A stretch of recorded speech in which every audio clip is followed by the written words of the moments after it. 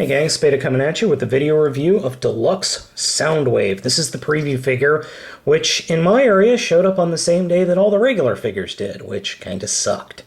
But it is a Deluxe figure. He is actually pretty short for a Deluxe figure.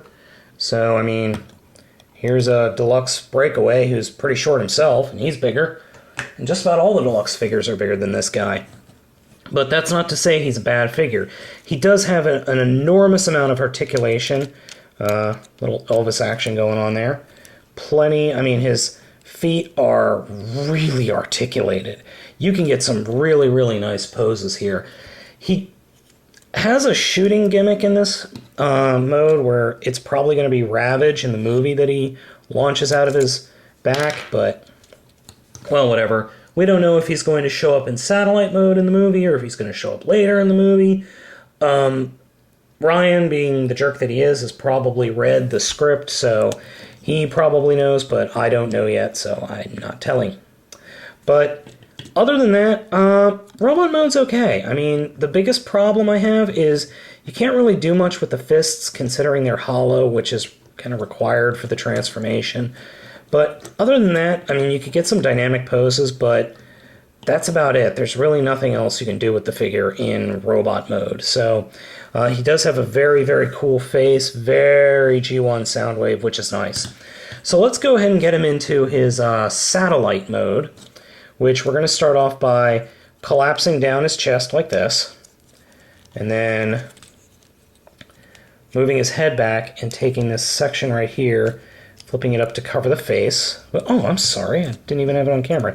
I'm going to move his head back, get my finger in here, and just get this little section right here flipped up to cover up his face. Very first movie Megatron covering.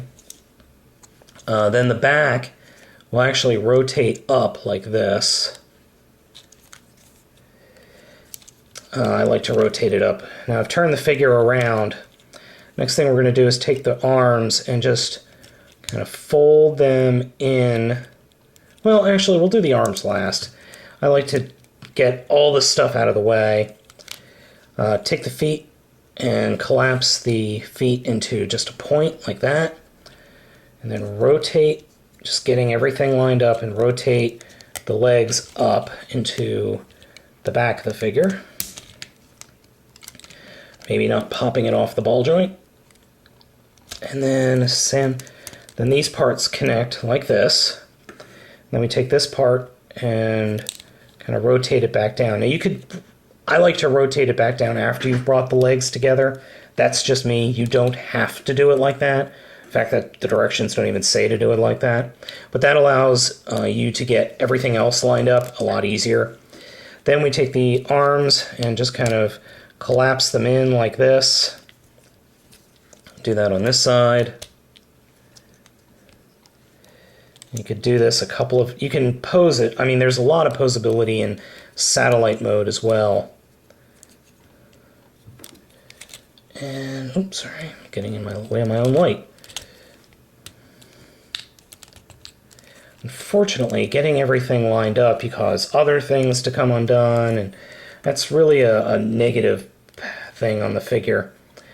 I've seen so many different variations of satellite mode. I personally like this as satellite mode. And I'll have to move the camera so you can see the whole thing. I personally like that. That works as satellite mode for me. Then he's got I guess you could call it like space shuttle mode, which is really, really dumb. That is the official Cybertronian space cruiser mode. I think that's really, really dumb. I like to do something like this.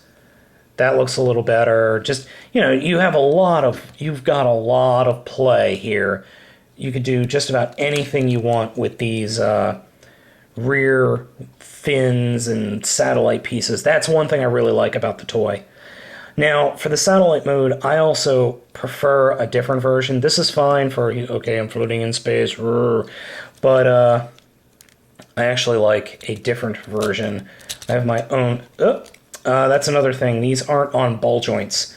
They are on these pivot joints, which are pivots, which I've popped off more times than I care to admit, and getting them back on sometimes is a pain. And then just getting everything lined up to the point where you can get it back into satellite mode is also a pain in the butt. Anyway. Oops. Yeah, he is kind of... My version is really floppy. I know some folks that have it, and theirs is not near... They are reporting it's not nearly as bad as mine, but I just got a floppy one. Don't read too much into what I just said. Anyway. Another version... I like it so that all these little blue pieces are exposed. And I like using something like this as the satellite. I think that actually looks pretty cool, especially if it's looking down on Earth. That way it can... You got the little launcher thing here. You can launch that. I actually like that a lot. Or something like this. You can also like turn them like this. Or you have a lot of different options. You don't have to stick with what Hasbro says. I like it like that because it looks like a pair of eyes are looking down at you. But I mean, there's a lot of play here. But unfortunately, this is the reason I like this mode or this version so much. I can actually put it on my desk. You see? It looks a little crappy right there. But I think this figure is pretty cool. My version is a little floppy. A lot of people's versions are kind of floppy, which is sad, but I mean, it's just the nature of some figures. Sometimes they're assembled well, sometimes they're not, and it doesn't look like this one was assembled too great. But he's pretty cool. It'll be interesting to see what he comes up with in the movie. If he's got the rumored Chevy Silverado or Chevy pickup truck mode. But all in all, I'd say he's worth $10.